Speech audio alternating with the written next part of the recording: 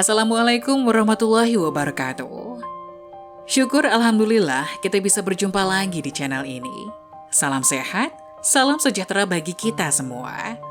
Semoga kita semua dalam keadaan sehat dan dalam lindungannya. Seperti biasa, kita akan berbagi kisah dari yang unik menarik sampai bikin nangis. Mari kita simak kisahnya.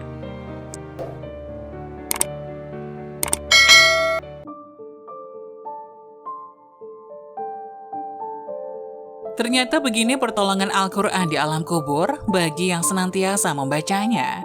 Setiap makhluk hidup di dunia ini sudah pasti akan mengalami dan merasakan kematian. Karena kematian merupakan akhir dari perjalanan hidup manusia di dunia dan menjadi awal kehidupan sebelum kelak hidup di akhirat. Sebagai umat Islam, hendaknya kita mempersiapkan bekal berupa amal kebaikan agar terhindar dari siksa baik di dalam kubur maupun kelak di alam akhirat. Seperti firman Allah di dalam Al-Quran Surat Al-Hasyr ayat 18 yang artinya, "Wahai orang-orang yang beriman, bertakwalah kepada Allah dan hendaklah setiap orang memperhatikan apa yang telah diperbuatnya untuk hari esok akhirat. Dan bertakwalah kepada Allah, sungguh Allah maha teliti terhadap apa yang kamu kerjakan." Salah satu hal yang dapat dilakukan untuk mempersiapkan bekal di akhirat kelak adalah dengan membaca Al-Quran. Al-Quran merupakan petunjuk bagi siapapun yang membaca dan memahaminya.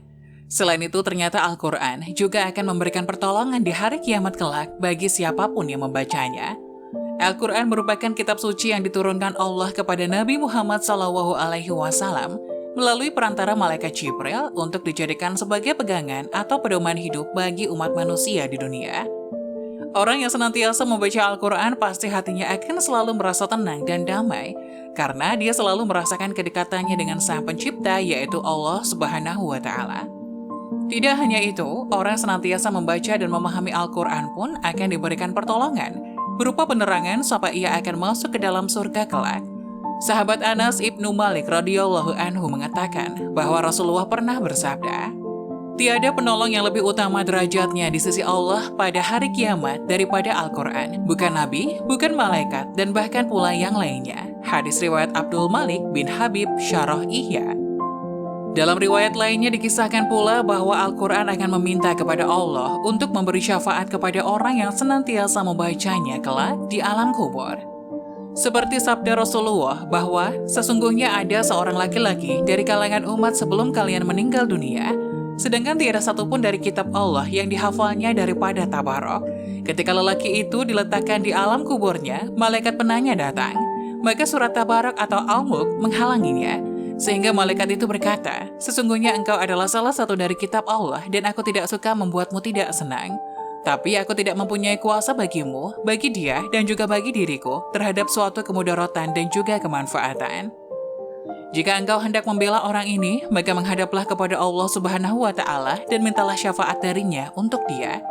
Maka surat itu berangkat menuju ke hadirat Allah Subhanahu wa Ta'ala dan berkata, "Memohon, ya Tuhanku, sesungguhnya si fulan dengan sengaja memilihku di antara kitabmu, lalu dia mempelajariku dan membacaku serta menghafalkanku. Maka apakah engkau akan membakarnya dengan api, sedangkan aku berada di dalam rongganya? Jika engkau hendak mengazabnya, maka hapuskanlah aku terlebih dahulu dari kitabmu." Kemudian Allah Subhanahu wa Ta'ala menjawab, "Sekarang pergilah, sesungguhnya aku telah menyerahkan kepadamu dan aku memberi izin kepadamu untuk memberi syafaat baginya." Kemudian, surat itu kembali dan mengusir malaikat Mungkar dan Nakir. Lalu penghafal surat tersebut bangkit dengan keadaan senang hati karena tidak mengalami siksaan apapun dari malaikat tersebut. Kemudian surat itu meletakkan ke mulut lelaki itu dan berkata, "Selamat datang dengan mulut ini, barangkali mulut ini senantiasa digunakan untuk membacaku. Selamat datang kepada dada ini, barangkali dada ini senantiasa digunakan untuk memuatku. Selamat datang dengan kedua kaki ini, barangkali kedua kaki ini senantiasa digunakan untuk berdiri membacaku." Surat tersebut menghibur lelaki tersebut di alam kuburnya karena merasa khawatir bila ia kesepian dan merasa ketakutan. Anas Ibnu Malik radhiyallahu anhu melanjutkan bahwa setelah Rasulullah SAW menceritakan ini, maka tidak seorang pun baik anak kecil atau orang dewasa ataupun budak atau orang yang merdeka melainkan mempelajari dan menghafalkannya. Rasulullah SAW memberi nama sebutan Al-Munjiat atau surat yang menyelamatkan. Demikianlah penjelasan tentang pertolongan Al-Quran di alam kubur bagi siapa saja yang senantiasa membaca dan mengamalkannya. Semoga kisah tadi dapat memberikan hikmah dan manfaat untuk penonton semuanya. Jangan lupa like, subscribe video ini agar tidak ketinggalan info-info bermanfaat selanjutnya. Sekian dari kami, terima kasih. Wassalamualaikum warahmatullahi wabarakatuh.